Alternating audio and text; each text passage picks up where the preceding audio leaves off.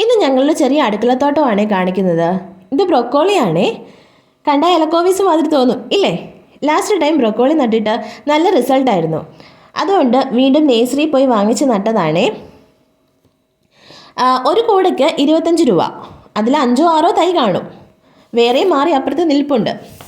ഈ ചീനി തൈ അമ്മ കറി വെക്കാൻ വേണ്ടി കടയിൽ നിന്നും വാങ്ങുന്ന വറ്റൽമുളകിൻ്റെ അരി പാകി കിളിർപ്പിച്ചതാണേ. ചുവട്ടിൽ കോഴിവെള്ളമാണ് ഇട്ടിരിക്കുന്നത്. നിങ്ങൾ കാട്ടുപാവയ്ക്കൽ കണ്ടിട്ടുണ്ടോ? ഈ വള്ളിയിൽ കൂടി പടർന്നു കിടക്കുന്നത് കാട്ടുപാവലാണേ. ചിലർ ഇതിനെ ഷുഗർ പാവൽ എന്നും പറഞ്ഞു കേട്ടിട്ടുണ്ട്. പൂവിട്ട് തുടങ്ങിയതേ ഉള്ളൂ. സാധാ പാവയ്ക്കയെക്കാട്ടിലും വലുപ്പം കുറവും ഗുണം കൂടുതലുമാണ് ഇതിന്. കയ്പ് നല്ല കുറവാണ്. പക്ഷേ കുറച്ച് തേങ്ങ ചിരകിയതും സവോളയും ഇഞ്ചിയും ഉപ്പും മുളകും ഒക്കെ ചേർത്ത് ഇവനെ കൊത്തി എരിഞ്ഞൊന്ന് കറി വെക്കണം. ഹോ, എന്താ രുചി!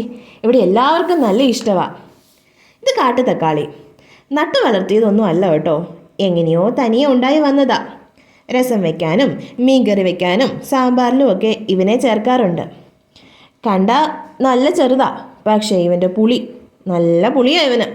അതുകൊണ്ട് തന്നെ 2-3 എണ്ണം മതി ഒരു കറി വെക്കാൻ വേണ്ടി. നമുക്ക് 2 മൂട് കാന്താരി മുളകേ ഉള്ളേ. കാച്ചിലും ചേനയും ചേമ്പും കപ്പയും ഒക്കെ പുഴുങ്ങുമ്പോൾ കാന്താരി മുളകും ഉള്ളി പൊട്ടിച്ചതും ഉപ്പും വെളിച്ചെണ്ണയും ചേർത്ത് കാന്താരി ചമ്മന്തി ഉണ്ടാക്കണം. ഹാ, എന്താ ടേസ്റ്റ്! ഓർക്കുമ്പോൾ തന്നെ നാവി വെള്ളം